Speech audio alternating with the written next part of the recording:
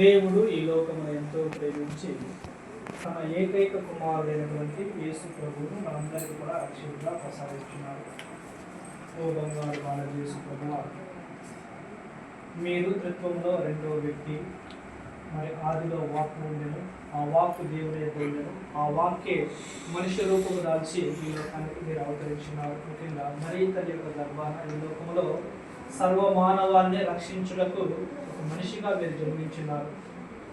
మేమందరం కూడా ఏ విధంగానైతే మా యొక్క జీవితాన్ని జీవించామో మీరు కూడా మాలాగానే దేవుడిగా ఉన్నప్పటికీ కూడా మానవునిగా ఈ లోకంలో 33 సంవత్సరాలు మీరు జీవించి మమ్మందరినీ కూడా రక్షించాలి అన్నటువంటి సంకల్పంతో మా పాపాలన్నింటినీ కూడా శిలువ మాని రూపంలో మీ యొక్క భుజాల మీద వేసుకొని మీరు ఆ యొక్క శిలువ మానికి అంటపడబడి మిమ్మల్ని మీరు త్యాగార్పణ చేసుకొని ఒక బలి వస్తువుగాను తిరిగి మీ ద్వారానే మీ రక్త ప్రోక్షణ ద్వారా మా పాపాలన్నింటినీ కూడా కడిగి వేసి మమ్మల్ని అందరినీ కూడా తండ్రిని చేరుకునేటటువంటి ఆ యొక్క భాగ్యాన్ని మాకు కల్పించినారు ప్రభా.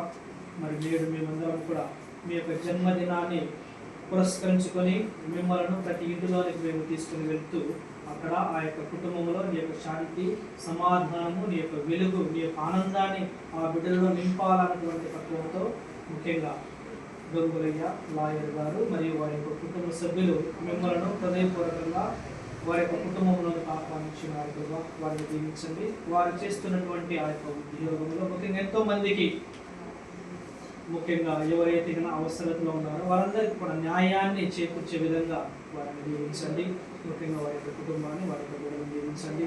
ఎల్లప్పుడూ కూడా మీరు రక్షకుడు, దేవుడు, నిజమైన యొక్క సృష్టికర్త అన్నటువంటి విశ్వాసంతో మీరు ప్రబోధించేటటువంటి ప్రతి వాక్యానుసారంగా ఈ లోకంలో జీవిస్తూ మేమందరం కూడా మంచి కథోలిక క్రైస్తవ కుటుంబాలుగా ఎదిగే గొప్ప వాక్యాన్ని మాకు దయచేయమని ముఖ్యంగా ప్రభా ఈ యొక్క కుటుంబంలో నీ యొక్క వెలుగును నింపమని సర్వశక్తిగా సర్వేశ్వరుడు పిత, పుత్ర, పవిత్రాత్మ ఈ యొక్క ఇంటిని ఈ బిడ్డలందరినీ కూడా ఆశీర్వదించే కాక.